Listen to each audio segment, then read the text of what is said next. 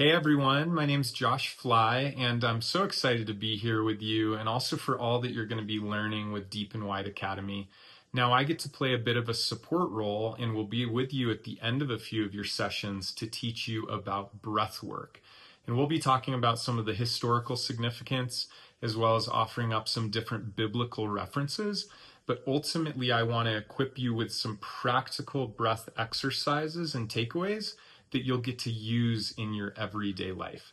Now, as we know, we live in sort of a wild time. The speed of information and all the advancements of technology and AI and rising anxiety and stress and overwhelm, these are all very real things. And so breath and breath work is a really wonderful way to not only reconnect to ourselves and to our emotional and spiritual interior, but also in doing so to reconnect to God, to our Creator. He designed us with these wonderful capacities. And in Genesis 2, it says that God breathed in through his nostrils the breath of life, and man became a living being. So right there, we see the significance early in the Bible about breath of life, as well as the nose. The nose is meant to be our primary breathing mechanism.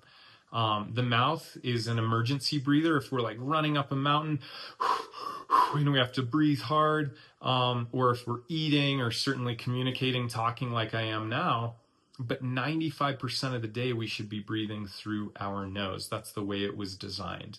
Breathing through the nose helps reduce our blood pressure, helps regulate our heart rate. It helps create more pathways for cognition. It's designed with hair follicles to help filter the air, the nasal sinuses to help create nitric oxide, which helps disinfect and purify the air. Some really wonderful things happen when we breathe through our nose. So practical tip, takeaway, challenge number one is for you for the rest of today, for the rest of the week, ongoing, try to pay a little bit more attention to your breath and see if you're breathing through your mouth. And if you are, just gently close your mouth and try to get back to your nose. Now, a second component of God's divine design is how he built our bodies. There's a certain posture and mechanics that are optimal for how we move through the world, but also for how we can breathe better.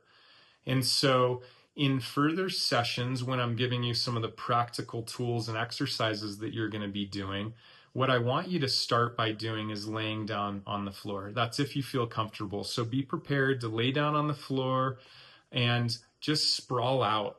Or you can bend your knees and put your feet underneath you. That's sometimes more comfortable on people's lower backs. But the reason for this is because that will give you the most access to the best breathing mechanics so that you can do the exercises well. And then as you reinforce good mechanics, you can move to different positions, right? Ultimately, we want to get you to a place where you can just be walking through the world and breathing well. But that's first started in a posture on the floor where you have full access. Now, as you progress, you could sit against a couch or in a chair where you have nice upright posture to do some of these breath exercises. But as you can imagine, if we're sitting at our desk or if we have poor posture, we're smashing down on our stomach and our diaphragm, and we have a lack of access to that.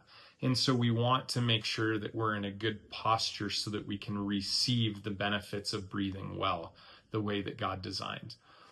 If we think of our waist up to our neck, that's our torso, or it's also called our thorax. And if you were to look down on that, you'd see that it's kind of this big cylinder. And to breathe well, we really want to learn how to breathe into the fullness of that cylinder, both the expansive and contraction of that. 360-degree breath. So just as a practice right now, you don't have to lay down. I'll just have you sitting where you are and take your hands and just put them around your sides and see if you can expand slowly as you breathe into your hands, and then as you exhale, contract. Okay? So feel the fullness of your breath, breathing in slowly and expanding. Maybe a little pause at the top, and then slowly exhaling and contracting. Try to do 2 or 3 more breaths. Slow, full, expansive inhale, 360 degrees. Breathe into the cylinder of your torso, and then full, expansive exhale as you contract all that air out of the cylinder of your torso. Okay, so that is kind of the fullness. You should feel the fullness of your breath. And that's something that you can even do throughout the rest of the week and in the coming weeks. If you need to throughout the day, just stop and pause, that tactile cue of feeling your sides so that you can imagine your breath filling up and then contracting down as you exhale. It's another really good reset that's very straightforward and simple to do. But having said that, I'm really looking forward to spending more time with you in the coming weeks. We'll get into some more specific breath exercises, or I might refer to them as protocols. And you're going to be able to add those to your toolbox and start using them in your everyday life so that you can reconnect to God, and that you can become embodied the way that we were meant to be, the way He designed us to be, right? As spiritual beings having a human experience. And the hope is that some of these practical tools will ultimately help you live lives of fullness where you can step into your roles and work and life and community and really embrace all that God has for you. So looking forward to spending time with you. Remember, tip number 1 or challenge number 1, pay attention to how you're breathing and try to breathe 95% of the day gently, slowly through the nose. Practical tip number 2, at any point during the day, if you just need to stop and pause and reset, close your eyes, put your hands on your sides, and try to breathe into the fullness of those mechanics, the fullness in and the fullness out. And then number 3, I'll see you in a couple weeks. All right, looking forward to it.